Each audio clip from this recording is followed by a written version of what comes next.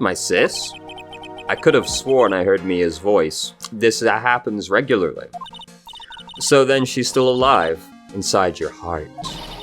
Nicky boy. Oh, Miss Delight.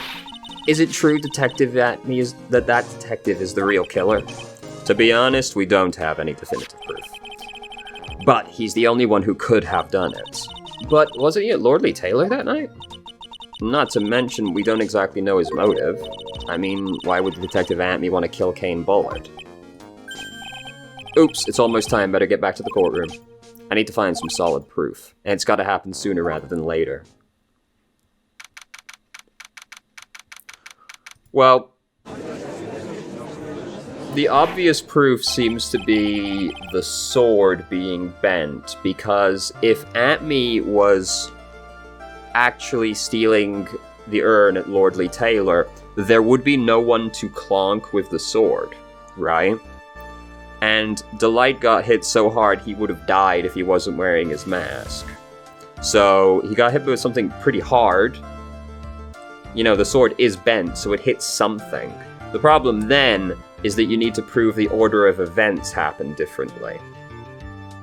Now then, this court is back in session. Mr. Luke Atme, please take the stand. Well, how do you do, sir lawyer? I would never have thought to see you acting so recklessly. I couldn't let them hand down your verdict just yet, not when it would have given you the perfect alibi. An alibi by the name of Mask to Mask. I'm sorry. I'm afraid even the great detective at Luke Atme has no idea what you mean. Of course, I have been in the next courtroom ever since 10 o'clock this morning. I'm afraid there's no way I could know what's been going on in here. You've been in the defendant's seat all day long, correct? Being tried as mask to mask? Indeed, it's truly child's play to fool the ignorant masses. Not only did the poor fools ask me to protect their valuables, they even gave me a generous reward upon returning their own property to them. Take this red diamond ring that sparkles upon my divine finger, for example. So you continue to insist you are, in fact, Mask to Mask? Of course. Very well then, Luke Atme, please let us begin with this simple question. On October 12th at 1 a.m., Kane Bullard was murdered. Where were you at that time? One without knowledge lacks even the knowledge that he should be ashamed of himself. But don't worry, I will not hold it against you, Sir Judge. Thanks? All right, Mr. Atme. The night of the murder. Speak. We're all ears. As you wish, Sir Prosecutor.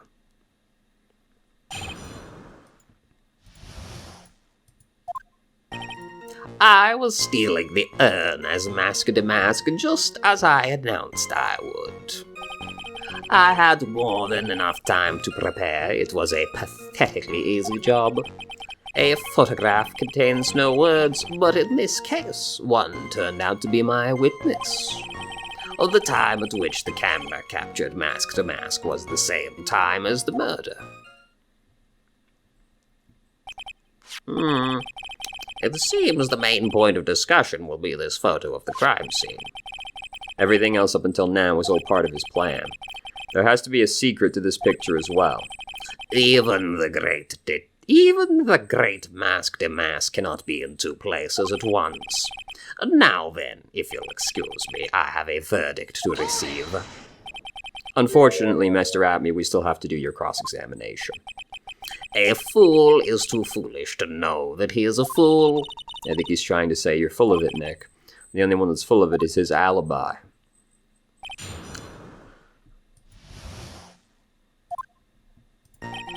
So...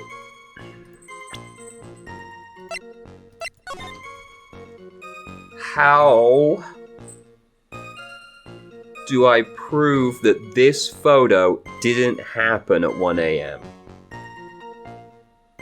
as that's what we need to do. The answer's obviously going to be the paint.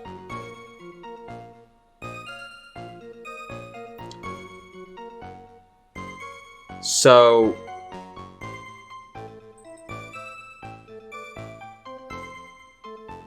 the vase got dropped some time ago and got broken. We know that the Ami Faye statue was there the night it got stolen, and then it wasn't. There's definitely a timeline thing here, and I'm struggling to think of it, but it's okay. We'll just do a bit of pressing while I think about that some more. So this photograph is the proof, correct? Indeed it is. And the man in this photo is certainly wearing a mask. That is why I'm called Mask the Mask. But conveniently, that also means there's no way to tell who this really is. What do you mean? Huh. Are you saying that this is not, in fact, Luke Atme? That it could be an accomplice dressed up as Mask the Mask to create an alibi? Oh, what an interesting idea. Are you saying that I, lone wolf Luke, had an accomplice? No. If Luke Atme was a KB security during the murder, then the Mask the Mask in this picture has to be a fake. Then there really was an accomplice. But right now I have no idea who it was. I don't have any idea right now either. Baseless objections are just what that guy wants. There's gotta be another way, and I'm going to find it. I mean, I just don't think he had an accomplice.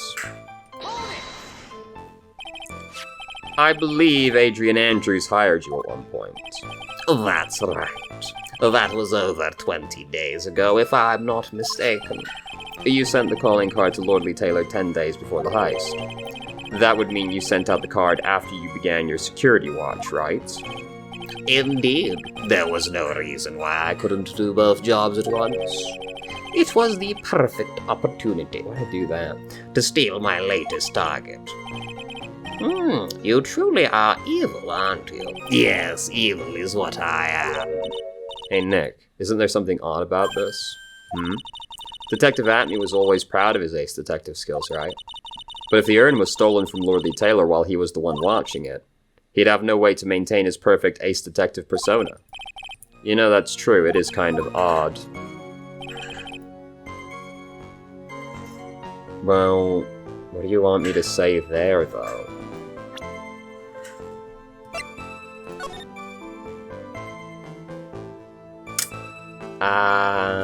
It says speckled urn.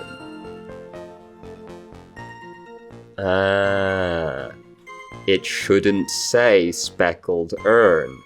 It only became speckled after it was broken.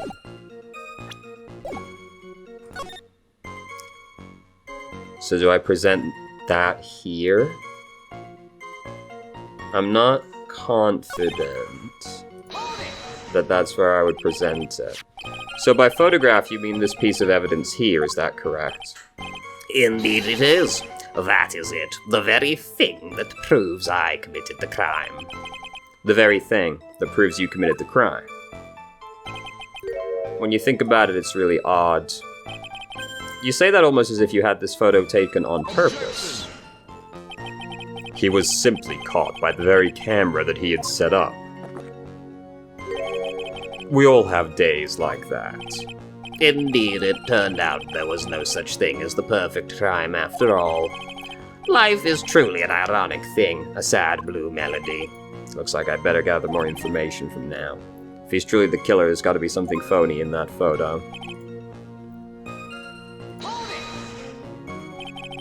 About the camera that took this photograph. Oh, come now, it's all too clear what you're thinking. Huh? You think I altered the timestamp on the photo, don't you? I'm afraid that's impossible. The camera was set up by Lordly Taylor, and on top of that, it was Lordly Taylor's staff that printed that picture's data. Unfortunately for the defense, there's no way that picture could have been altered. I see. Looks like I better find something else that could be suspicious. Either the mask in the photo is fake or the photo itself is fake.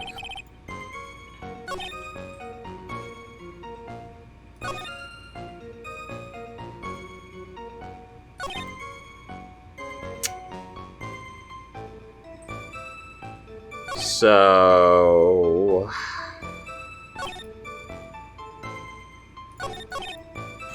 how do I say it? Is the problem.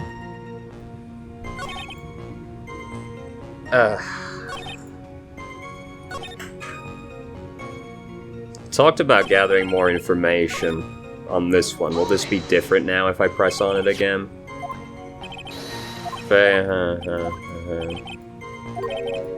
Oh wait, no, this was different. That means I could not have killed Kane Bullard unless I had an accomplice.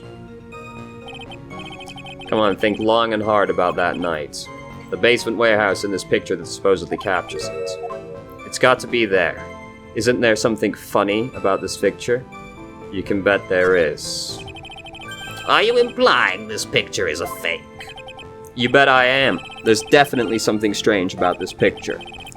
We took a look around the basement in that warehouse that night before the theft took place, and there's something in this photo that doesn't match my memory of that night.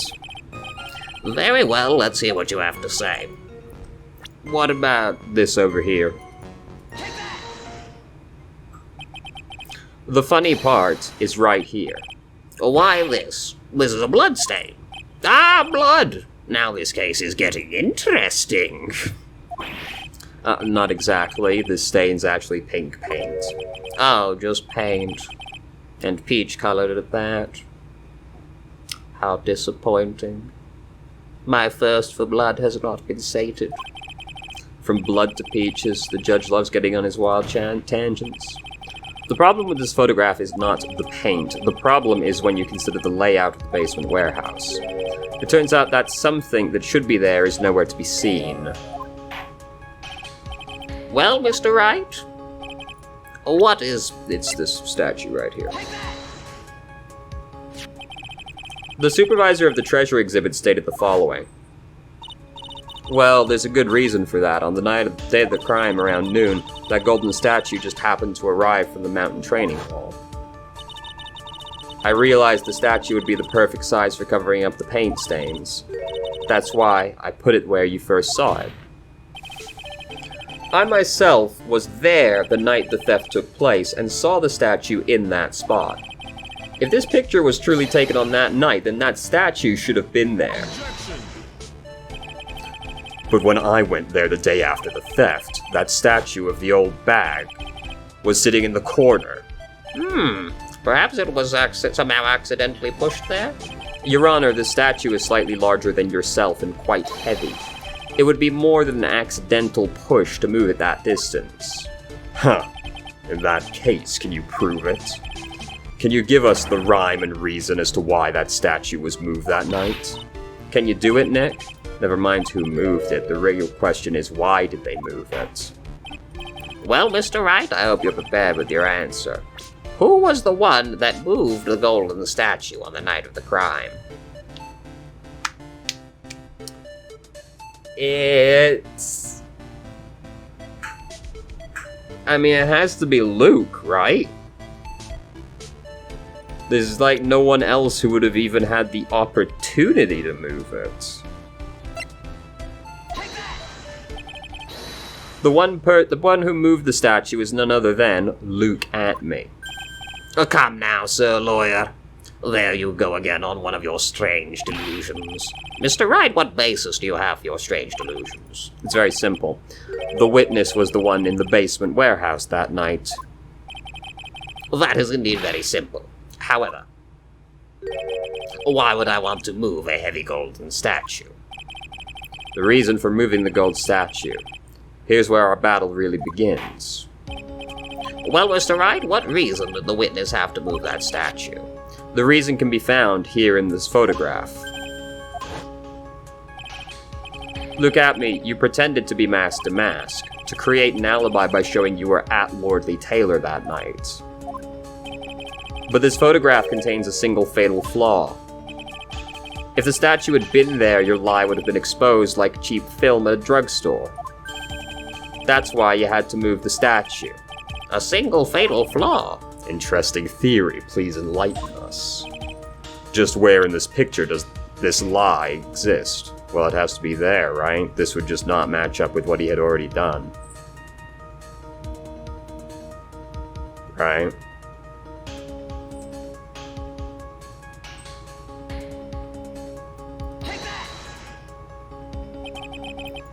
Somewhere jumping to conclusions again.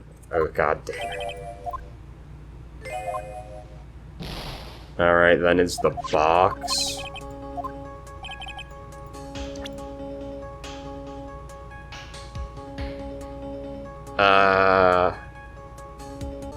Oh no, I'm stupid. It'd be the timestamp, wouldn't it? Naturally, the lie in this photo is the timestamp. What do you mean? I'll tell you exactly what I mean. On the night in question, Luke Atmey went to KB Security and murdered Kane Bullard. Therefore, it's obvious. It would have been impossible for him to have been at Lordly Taylor at this time. Really outthought myself on that one. It's like, oh, the lie would be revealed. Well, the lie has to be the timestamp, doesn't it? I was super overthinking it. But what does that have to do with the statue being moved? Remember, if you will, Your Honor, when was this statue placed beside the warehouse door? Well, the gold statue was taken down to the warehouse on the day of the crime, and it was placed there in order to cover up the paint. Exactly. Luke Atmey had already decided on the time that he was going to kill the victim. So in order to create an alibi for that time, he took this picture days before the murder took place. What the? Of course, the statue hadn't yet been brought down to the basement warehouse. Ah! So on the day of the crime, Mr. Atmey must have been quite nervous. As nervous as a long-tailed cat in the rocking chair factory, so to speak. Quite the analogy there, I must say. Why? Because something that wasn't supposed to be there had been brought down and placed where it wasn't supposed to be. And that is why Luke Atmey had to move the statue on the night of the murder. He did it to make the room match the way it had been in this photo. Gah! Order! Mr. Atmey, is this true? One moment, Your Honor. Have you forgotten this? What's that? The data for the basement warehouse computer. According to this, the camera did indeed go off on the night of the murder. It's true the camera had been set up by the Lordly Taylor staff. However, the program used to manage that data was yours. That alone would have allowed you to tamper with the data. Gah! Gah! Order! Mr. Goda, what is the meaning of this?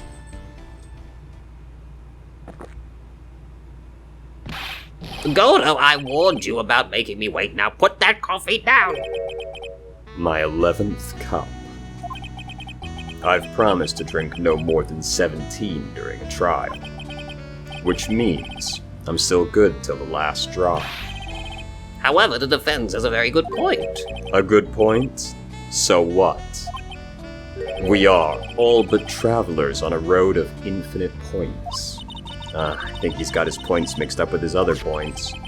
So you say this photograph was taken ahead of time, and that the statue was moved in order to make it match.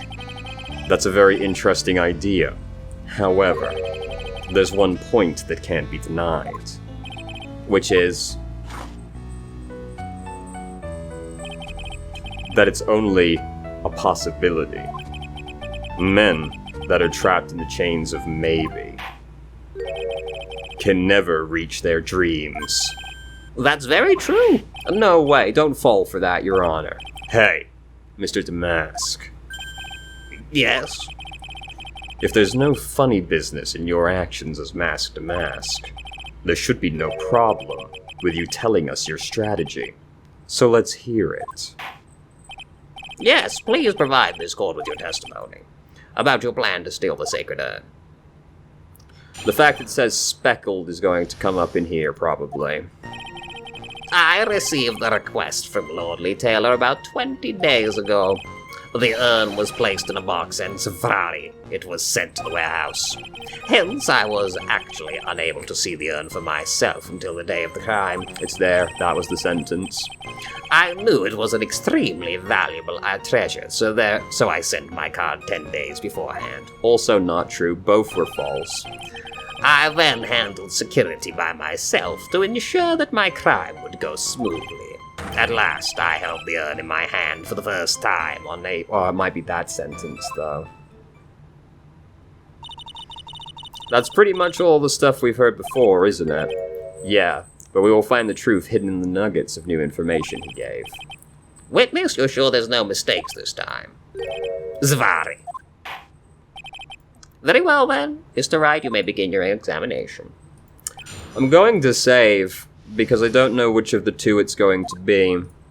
But it has to be present the calling card on one of the two where he talks about seeing the urn. So there's this. Or this.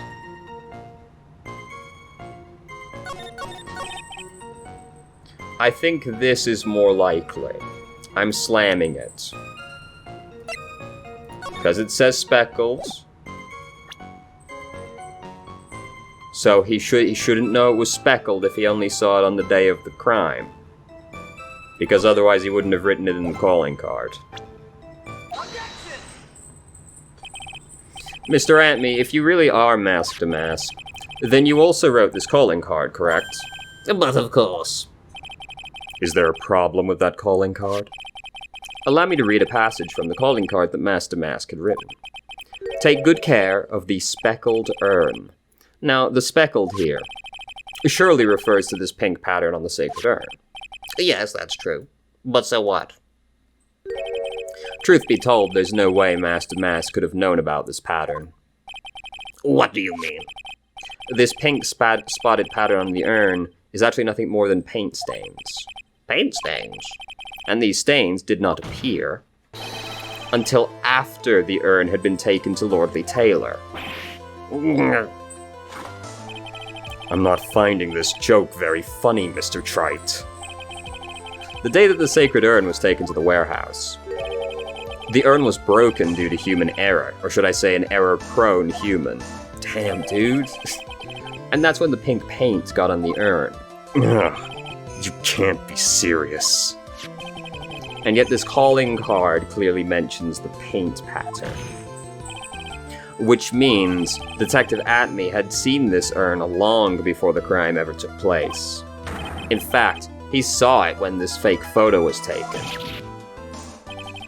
And because this photo is fake, your alibi for the night of the murder no longer holds water.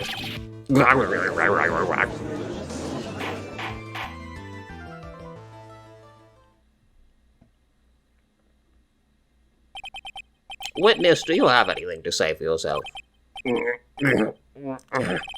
Alright, that did it. He's broken. Nick. I think it's still a little early for the victory pose, huh? Huh. It's so sad. No one has any conviction these days. Conviction, you say? Yesterday, we all decided unanimously that this man was Mask to Mask. And now we're calling him a murderer. You don't think we're being a tad fickle? That's a good point. No way, don't fall for that too, Your Honor. You say Luke Antme was the one who killed Kane Bullard. Then let me ask you this. Why would he do that? An excellent point. Motive, Mr. Wright, motive.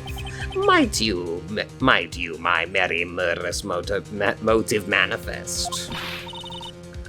Nick, he's getting his second wind. If he prepared an alibi and pinned his crime on Delight, as you say, he must have had a very strong motive for murder. The only one with any motive we've seen is Ron Delight. Isn't that right, Detective? Indeed. According to my own research, the boy's motive is clear. Without a motive, it's nearly impossible to prove guilt in a murder case. Not true. Now then, maybe you can enlighten us as to what the defendant's motives were. I'd be honored to, Sir Old-Timer. They're doing everything they can to make Ron look suspicious. Despite our lack of hard information, this may be our only chance.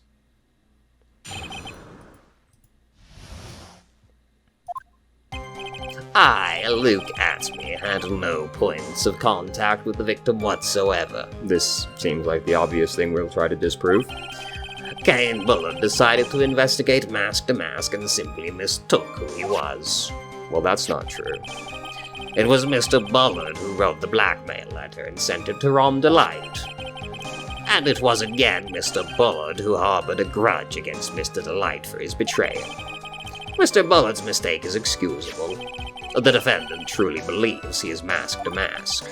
That is why Mr. Delight saw it fit to kill Kane Bullard. Truly a tragedy. Alright, so what we should actually try and prove on this particular cross-examination is that Kane Bullard was blackmailing mask to mask, which we already have testimony for. So the victim, Kane Bullard, blackmailed the defendant. This is the blackmail letter found in the defendant's apartment. A handwriting test confirms that Mr. Bullard was indeed the one who wrote the letter. What? Very well, Mr. Wright, begin your cross-examination.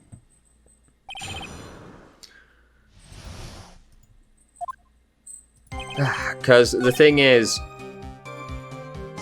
he can't have mistook who he was because he was giving Ron information. On what to do.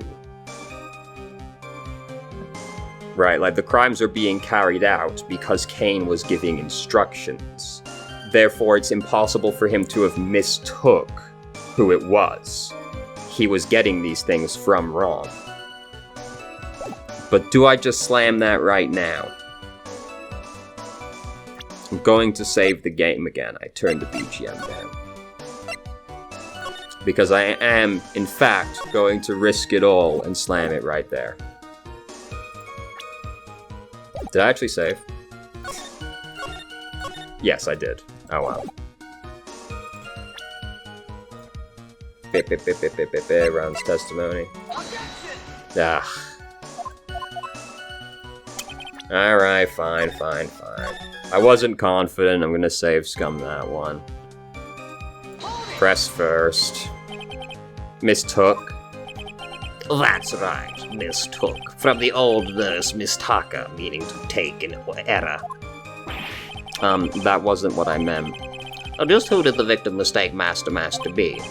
Why, the answer is obvious. Ron Delight, of course. Boy, I'd like to press harder. Why would the victim mistake the defendant for mask to mask? Don't you already know that? Zavari, take a look at this newspaper. Oh, that's the famous Tear of a magnificent jewel. That photo shows a magnificent detective as well, does it not? Furthermore, it shows an ugly guard, namely the defendant. The defendant? The victim clearly misread this article and Zavari. He got the wrong impression. The impression that this ugly security guard was in fact mask to mask. I see. That was an unusually reasonable deduction. Really, that didn't go anywhere harder, huh? Alright. You mean this blackmail letter right here? It says bring $50,000. And the handwriting is without a doubt the victim's? There's no mistake. We have an official report to prove it. But I don't see an addressee on this letter anywhere. An addressee? This letter was discovered in Ron Delight's apartment, and Mr. Delight did show up at the designated place and time. The fact there's no addressee is irrelevant. I wonder... What's up, Nick? I just had a thought. What if that blackmail letter wasn't meant for Mr. Delight? What? Do you have any evidence of that? For some reason I just can't shake the feeling. that there's something not quite right about this blackmail letter.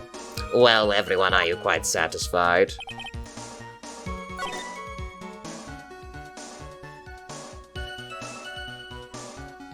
How do we prove he didn't mean to send it to the light?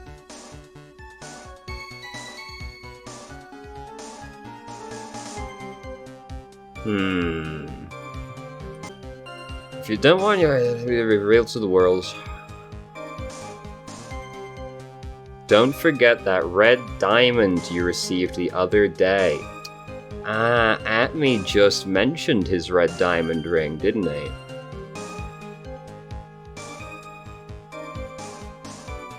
Yes, he got given that ring that he received recently.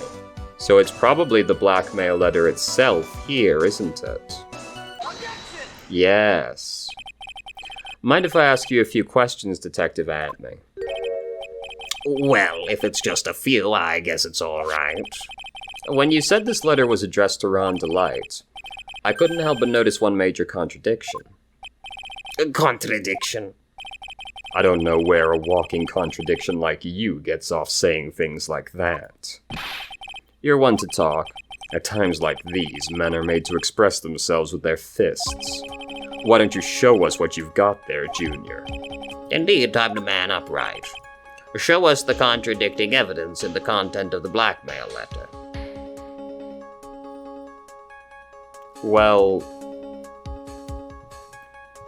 I mean, do I just present fucking Atme here? Because he's wearing the ring? The thing I want to point out is that he's got the red jewel.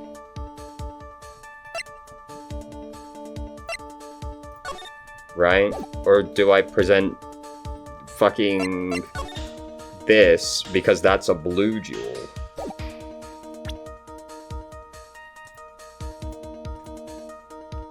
Right? Like, the thing I want to point out is Atme just received a red fucking ring. A red diamond. So do I just present fucking him? I'm gonna... No, apparently not. Huh.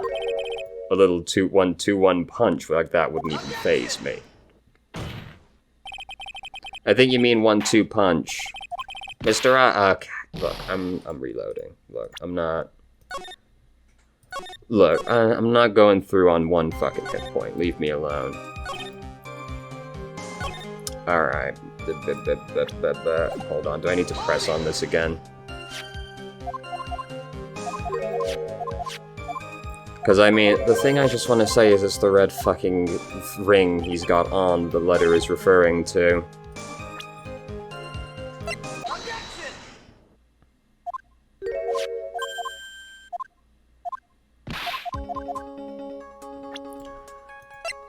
Alright, it's this, then. Take a good look at this newspaper clipping. It contains a picture of the Tear of Amanon, the stolen jewel. Well, what about it? The problem is this jewel's color. Color. I'm not much for discussing color myself.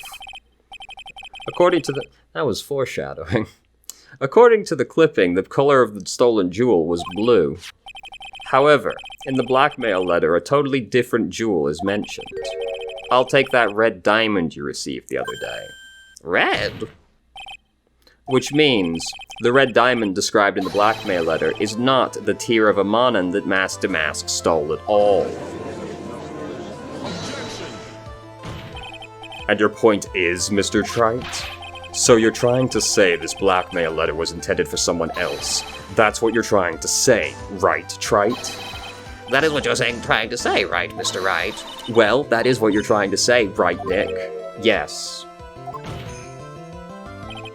This is who Kane Ballard was actually blackmailing. I did it out of order. Ugh.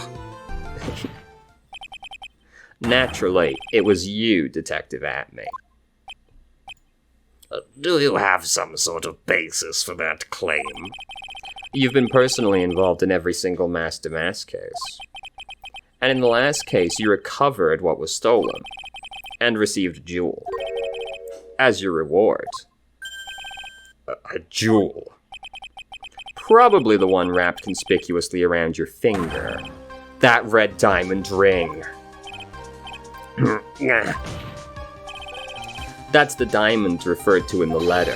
Which means that Cain Bullard wrote that letter in order to blackmail you. Yeah. Order in the court. Order, I said. It seems you've gone too far with your childish pranks, Mr. Trite. Uh-oh, I don't like the way he said that. Cain Bullard blackmailing Luke at me. Are you for real? Yes, I am. Nick, come on, stand up to him. Then answer me this. The blackmail letter contains the following passage. If you don't want your identity revealed to the world. Yes, it certainly does. Cain Bullard threatened to make Luke Atmey's identity public knowledge. An identity he wanted to keep a secret. So just what was that identity? Luke Atmey killed Cain Bullard because he was afraid of his secret becoming known. What was the identity he wanted to keep secret? This is what it all comes down to, Nick. The identity that Luke Atmey wanted so desperately to keep secret was...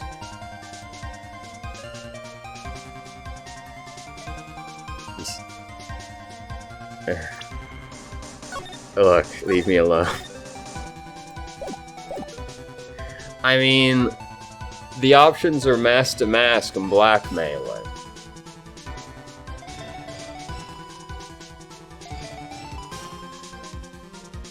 If it's blackmailer, who is Atmey blackmailing?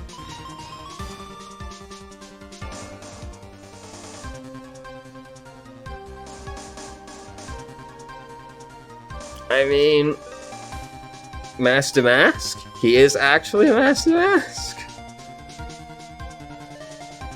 I can't think of anyone he'd be blackmailing, but I might just be forgetting something. Luke Atmey was mask to mask. That's my line. What's that supposed to mean? That's my line too. Listen up, you. This is what you've been saying up to this point in time. The witness pretended to be mask to mask in order to pin the murder on the defendant. In which case you'll want to insist, up to this point and beyond the day you die, that Ron Delight was in fact mask to mask. I must say, this sudden change of heart does. Fucking... Who is he blackmailing, then? What have I forgotten? What fact have I forgotten?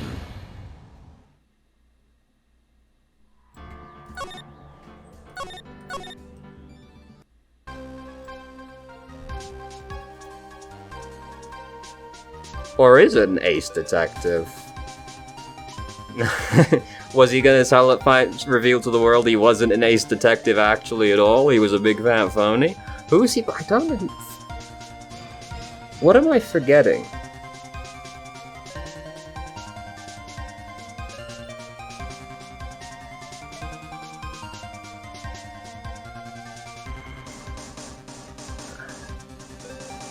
So, was Atmey actually blackmailing Ron into committing the crimes? Are we just doing a daisy chain of blackmailing to get to Ron?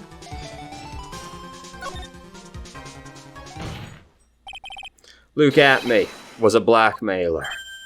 Objection!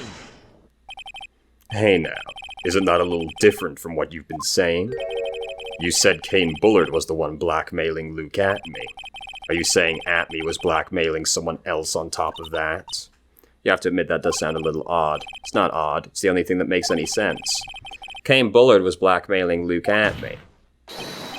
But Ron Delight was also being blackmailed by a certain someone.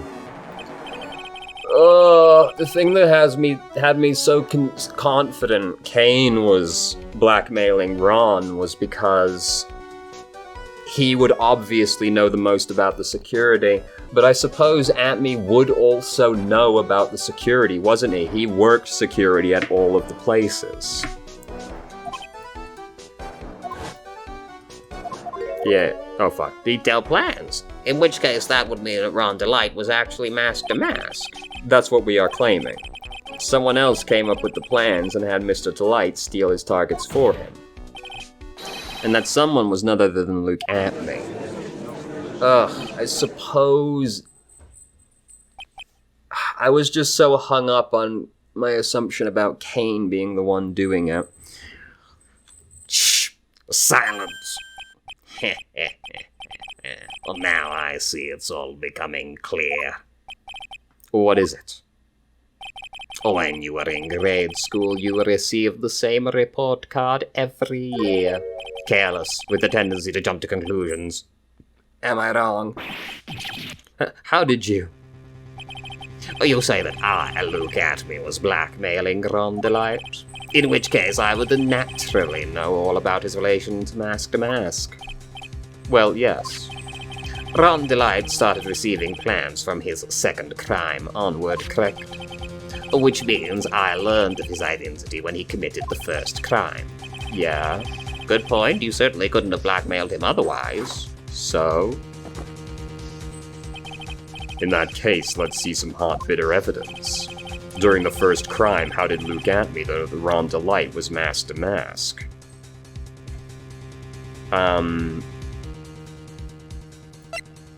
Well, it's because of this, right? Right? Like, what else would it be? Right? Like, it has to just be the fact that he was the security guard. So he seems like the obvious conclusion to come to. Right? Like, why else?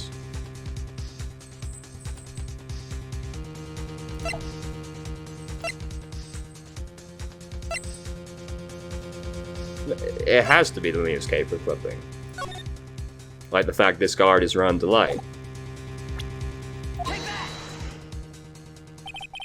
I think I see it. See what? When you were in grade school, you received the same report card every year. Gets into lots of mischief trying to be the center of attention. What do you mean? This newspaper clipping. It has a picture of you and Rondelite in his guard uniform. It seems Mask to Mask didn't just disappear into thin air. He just took off his outfit and hid it in a bucket. That sounds far too stupid to be true. Correct. With tricks like that, he couldn't fool a baby, let alone an ace detective. And that's when you figured it out, Mr. Atme. That's when you learned that under his mask, Mask to Mask was really Rondelite. Not only that, it looks like it wasn't even an ace detective. I can't believe it. He was just a slimy blackmailer. What a fraud, trying to pass himself off as an ace detective. Why? How dare you expose me like that? Why, I've never blackmailed anyone in my life. I'm a famous and proud ace detective and also Mask to Mask. Why can't you understand that? I'm afraid you're neither a proud thief nor an ace detective. You're a blackmailer and a murderer. That's your true identity. Why, you... How dare you? And only that's why I'm trying to use yourself with this big mouth of yours, you're fully fair, I say. None of you can compare to my genius, yes. So go on, describe it. Ace detective cannot handle blackmail. It's enough to make one laugh.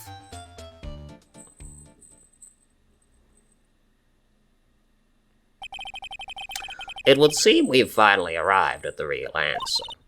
That was quite a performance by Mr. Atme. Bailiff, please prepare a cell for Mr. Atme.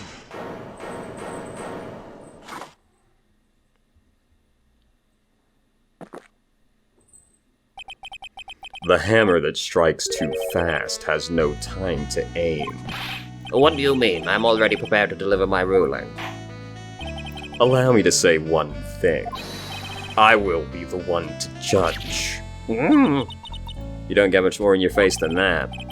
It appears, though your claws weren't quite sharp enough, Mr. Trout. What do you... It's true that you've proven a lot of things. Things like Luke Atme was a filthy blackmailer. and that he wasn't Lordly Taylor the night of the murder. That's right, that's why he would have been the one to kill but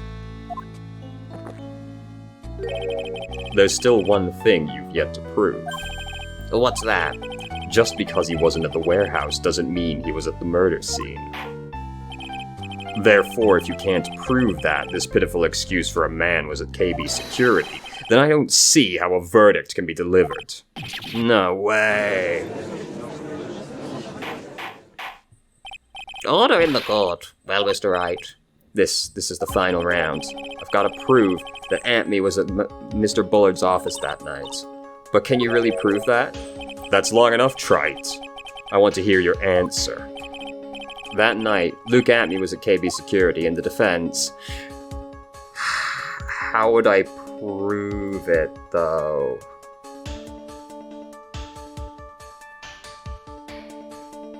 I surely can't prove it at this point, right?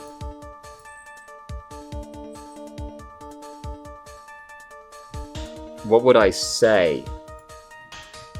Skype, hold on, it's Skype. God fucking damn it. Discord beeped at me.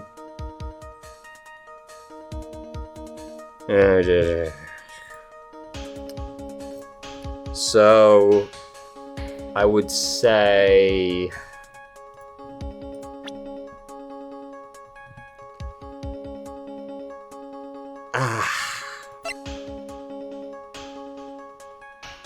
The only point of connection I can think of right now is the sword, but there's no way they're going to accept the sword yet. Because again, the sword has to have been bent on something, doesn't it? I don't think I can prove it.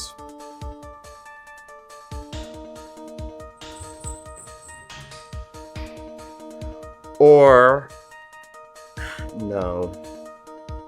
No, because we already know how that... I was going to say, or we need to prove that, like, he got Ron's card or something, but that doesn't make any sense. I don't think it can be proved yet. I don't think it's feasible. I think we need to discuss more aspects of the crime, like the sword. Because I can't think of any other way to connect him to the crime scene right now. I can't prove it. Just as I thought. But if we hear more of Detective Atmey's testimony... Unfortunately, that's as far as you go, Mr. Trite. What do you mean? I won't allow for any more testimony, that's what I mean. What? Have you forgotten? Luke Atmey is here after we interrupted his own trial. And you failed to prove that he committed the murder. Well, yeah, I'm still in the process of doing it.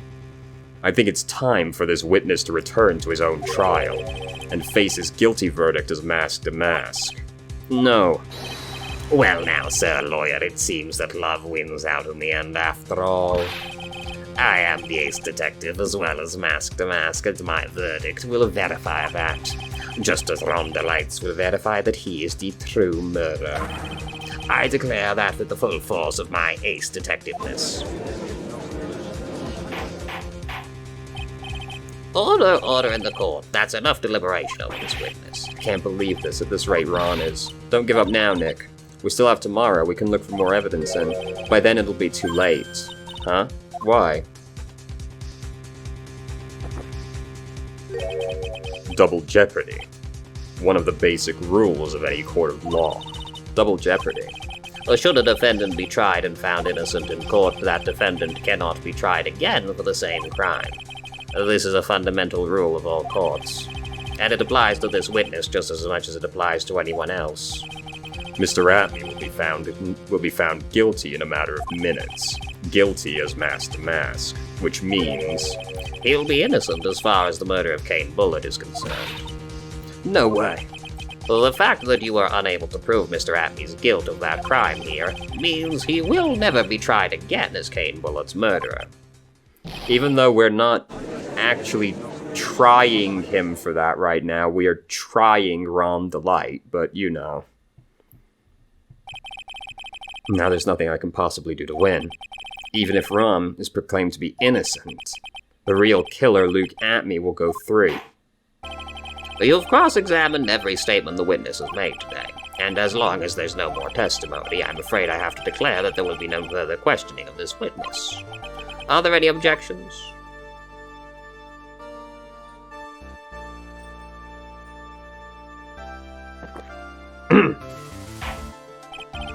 Then I hereby end the cross-examination of Luke Atme. I think I see it. Your Honor, when you were a child, this was what was on your report card every year. Has poor hearing and often makes mistakes as a result. How did you? Phoenix, raise your head up high. Have you forgotten what I used to tell you? A lawyer is someone who smiles no matter how bad it gets. That voice, no way. The person who's always here? Long time no see, Phoenix. Mia!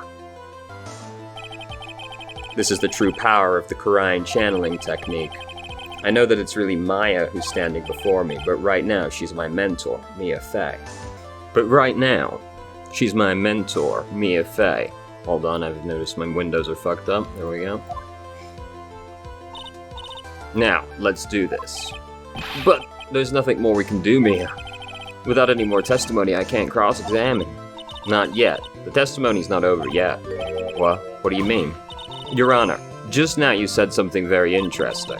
You've cross-examined every statement the witness has made here today. Yes, that's true, but... Unfortunately, Your Honor, you're forgetting something. Earlier, after the last cross-examination, this witness made a number of remarks. Now, Sir Lawyer, it seems that love wins out in the end after all. I am the ace detective as well as Mask to Mask. My verdict will verify that. Just as Ron Delights will verify that he is the true murderer. I declare that with the full force of my ace detectiveness. Yes, but those comments appear to have no importance whatsoever. Very well, then we shall prove their importance via cross-examination. At any rate, as long as the witness has made these remarks, we, the defense, assert our right to question them. Is that all right with you, prosecutor? Is something the matter, Mr. Godot? Nothing. Sir Lawyer, it looks like you're one step too late. If you think such falsehoods will do anything to me, look at... Let's hear it. Huh? It's true that the witness made some remarks. So then, let's hear this last bit of cross-examination. Mr. Godot, what are you? Very well then, Mr. Luke Atme. I'm going to allow the defense to cross-examine your earlier remarks. The defense would like to hear why you declared the defendant to be the true murderer. So please give us one last bit of testimony. Phoenix, this is it. This is our absolute last chance. Yes, Chief.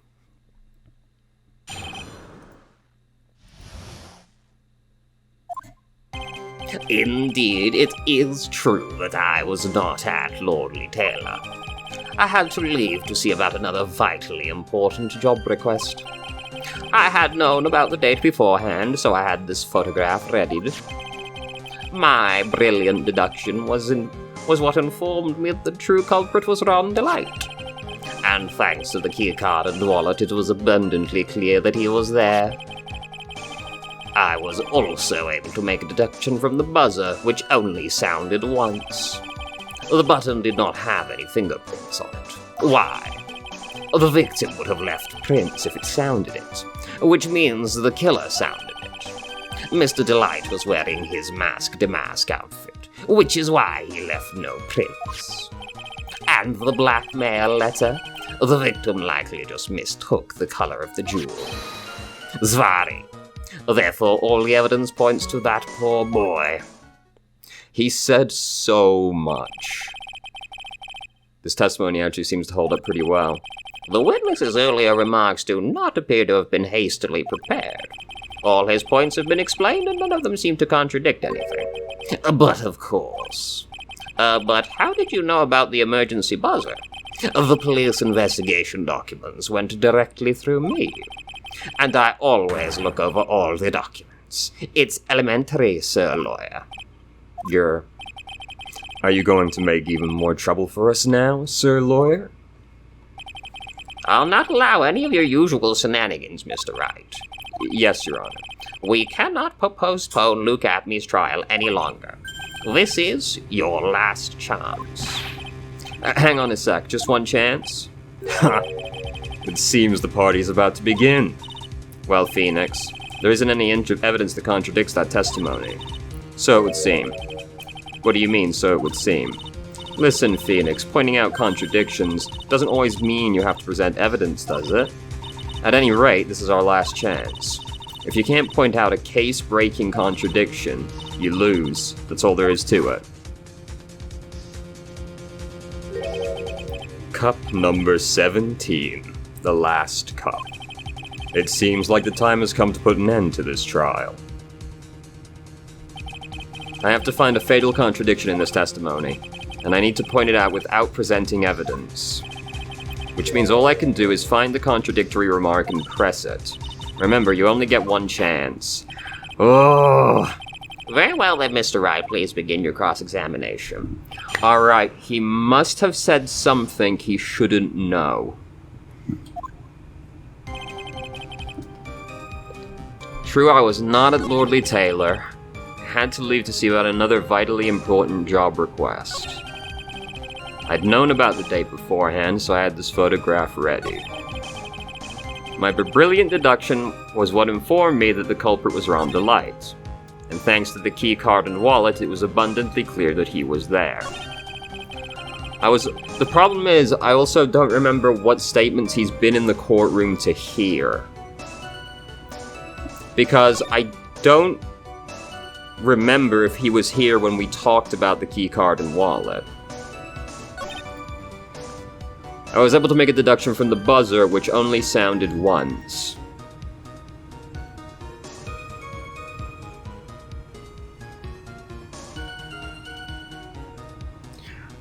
Is only once a bit of a strange thing to say?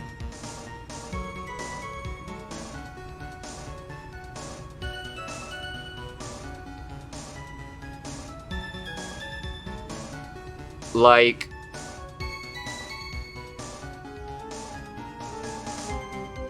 how does he know the buzzer only sounded once? The problem is, I feel like it's one of these statements was made while he wasn't in the courtroom, so he shouldn't know unless he was actually at the scene.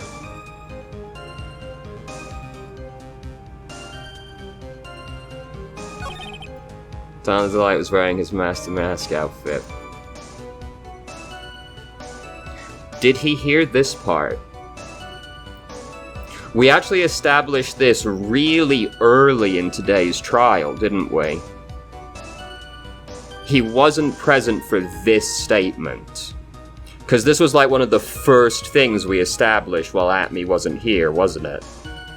Right? Because we opened by talking to Ron, and he made, like, the worst statements imaginable, and everyone was shocked to hear he was dressed as Master Mask. But Atmey wasn't here for that, was he? I'm pretty sure that's it, but I'm going to save. Yes, I don't think he heard this statement. So he shouldn't know unless he saw Ron there at the time. Mr. Atmey, about this last remark.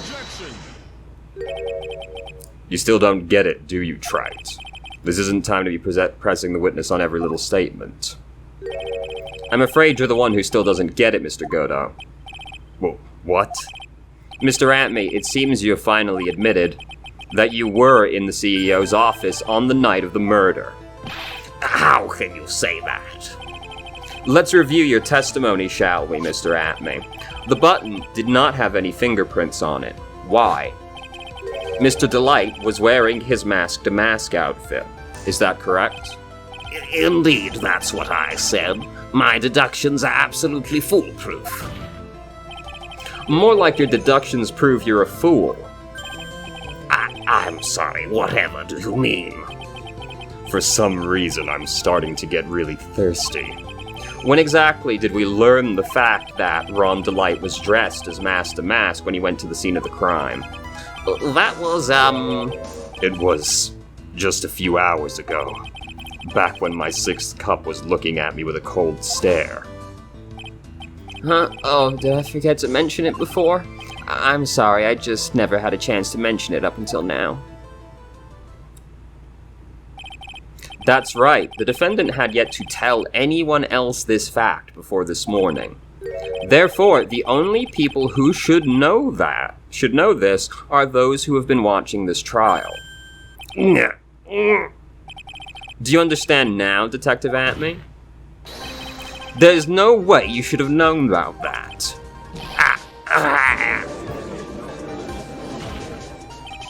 You were in the next courtroom being tried as Mask to Mask. So then enlighten us. Just how did you know about this piece of information? Well, Come on, this detective must have known about it. He probably had plenty of chances to find out beforehand. And it's those chances that I want to discuss next. That night, Mr. DeLite was wearing his Master Mask outfit. There is one and only one way for Detective Atme to have found that out. only one? One way, you say? Please recall, if you will, Mr. DeLite's testimony. When I entered the office, there was a suspicious shadow there. For a second, my client witnessed the real killer. But Mr. DeLite never saw his attacker. So there's no way to tell whether or not the real killer was Luke Atme.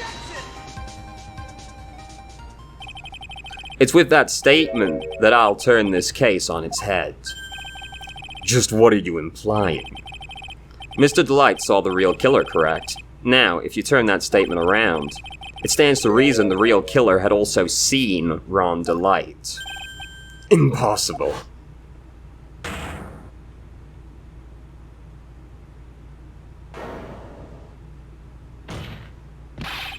Detective Atme, you saw Master Mask at the murder scene that night.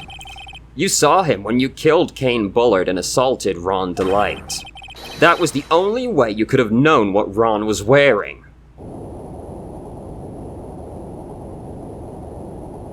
Oh fuck. Oh my god. He's ascending.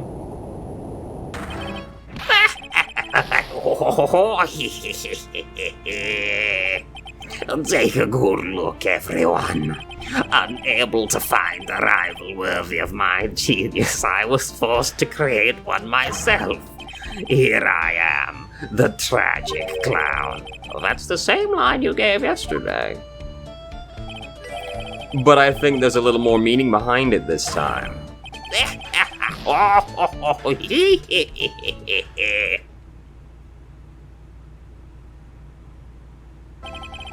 What an awfully complicated incident. Kane Bullard was blackmailing Luke Atme, who was in turn blackmailing Ron DeLite. And upon killing his blackmailer, Luke Atme tried to frame Ron DeLite. He then claimed to be guilty as Master Mask in order to escape his true crime. Given that this is the first, real case in the game, it is pretty complicated, actually. And to that end, he came up with this plan. To use the double jeopardy rule when making his alibi. At any rate, it would seem we finally found the truth. Excuse me. I came perilously close to besmirching the record of an innocent young man. Besmirching him with the title of murderer. Don't ignore me! Oh, I didn't realize you were there. Why wouldn't he be? About the verdict. I know. You never committed any murder. That's right. I'm so glad you understand that, but I really am Master Mask. Huh? So thanks to that trial yesterday, I'm innocent now, right? What was it you said? Double jeopardy? Well, now that you mention that. I've been careless. Careless? What do you think, Mia? As the defendant says, the rule of double jeopardy is absolute. A defendant can never be tried twice for a crime for which he was once found innocent. Then, Master Mask is really innocent. It would seem so. For now. For now. Now then, this court finds the defendant Not guilty. We did it. We saved the city. Boy, this is really lucky. Wait, this isn't so good after all. You see, the thing is, I am still Master Mask after all. You did it, Phoenix. Thanks, Mia. It's been a long time, hasn't it? Yeah, it's because Maya doesn't call on me much these days. Oh? I'm just joking, Phoenix. Don't take everything so seriously. But on the other hand, Maya, she seems kind of torn these days. You mean about becoming the master of the Karine Channeling School? Becoming the master means saying goodbye to our mother. Misty Faye, right? Watch over her, will you, Phoenix? Of course. Well then, see you around. Mia. Mr. Wright, I don't know what to say. Congratulations, Mr. Delight. Thank you so much. No, wait. Nothing really matters anymore, though, now that all of this has happened. Come on, just be happy already. Maya. You've been cleared of murder charges and got off as Master Mask to boot. But in exchange, I lost everything. Huh? What do you mean? Stealing security information from KB Security, becoming Master Mask. I did it all for one reason. For her. You mean your wife, Desiree? She hates criminals more than anything. Come to think of it, she was once held hostage by some robbers, wasn't she? She always said how she hated sneaky criminals, and I was a thief, the sneakiest of them all. I knew that, but once I got fired from KB Security and lost all the money I had, she wouldn't have any reason to stay with me. Gotta be real with you, Ron. Even if she was staying with you just for that reason, you're better off not being with her, you know? That's kind of a bitchy thing to do. Remember to stay hydrated. I thought for sure she would leave me. So that's why you became Master Mask? Yes, but it's all over now. A broken bowl can never be put back together. That's not true, right, Nick? Right. Really? Can we go back to the way things were? You'll be fine, and Nick can prove it. I can. Kind of wish you would check with me first. Behold, the thing that's been broken and put back together multiple times. The sacred urn. Desi was the one who found this. Desiree, your wife. She's always believed in you, Ron. That's why you'll be fine. You don't have to worry about anything. Ah, there you are. Mr. Light. You did it, Ronnie. You're innocent. I'm so happy. Thank you. I appreciate that, but, I suppose you don't want anything more to do with me, do you? Ronnie, why didn't you talk to me about what was going on? I had no idea you'd quit KB Security. I never imagined that you were really Master Mask, either. Mr. Light, what are you gonna do now that you know? You're not gonna really leave him, are you? Come on, it's obvious, isn't it? How could I ever let a wonderful man like him get away? After all, my bike's really fast. So fast, there's no way he could ever get away. But didn't you say you hated criminals? Oh, I only hate people who act all cowardly and sneaky. But he's the sneakiest criminal of them all. Like that detective. I see. My Ronnie went and cleared his crimes before he committed them like a man, declared. I just love a man who's so chivalrous. Chivalrous? I knew I was right about you. Every day I spend with you is filled with thrills and excitement. Desi. Desiree, you really do love Ron, don't you? Nicky boy. Yes. I'm really glad I asked you to defend my Ronnie. Thank you so much. I'll never forget what you've done for us. Oh, well, take care of yourself. You too, Nicky boy. Gulp. I can feel my face going red. Mystic Nick, Mystic Moya, congratulations. Gasp. Talk about bad timing. Mr. Nick, how could you? With another man's wife, in front of Mystic Moy. I'll never forgive you, never ever.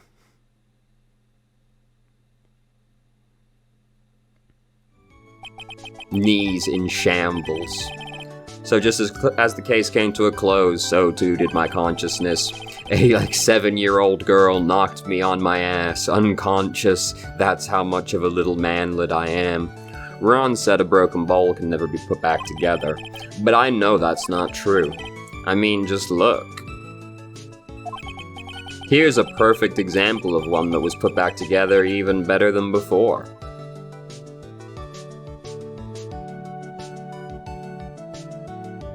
The soul definitely still isn't in that urn anymore, though. Definitely gone. At this point, it's not staying. This one, some trivia. Now, I haven't checked this, but I heard it from a source that I do trust. Apparently, this case was supposed to be in Justice for All, but they just didn't have enough space. So they put it into this game. Other fun fact, there's a character in the last trial who is extremely short.